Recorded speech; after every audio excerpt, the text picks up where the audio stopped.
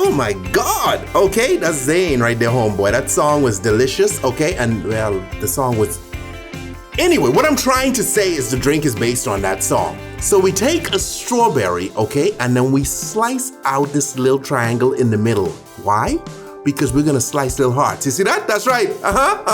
That's real love right there. You need to do that for your partner, okay? Put some ice in, drop in our little heart strawberries, come behind that with a little bit of raspberries, okay? Just to add some red to it, okay? Because red is symbolic of love or blood, I don't know. Anyway, come behind it with some strawberry vodka, delicious. Okay, then hit it with some raspberry vodka. Yeah, this is a pretty potent drink, just ride with us. Hit it with some champagne, that's cheap champagne, but you could use the good stuff, okay? Since you're like a big spender, you're showing off. All right, watermelon pucker, bang, halfway up, and then we top that off with strawberry liqueur. Okay, that's 1 shot glass. Come behind that with strawberry daiquiri mix.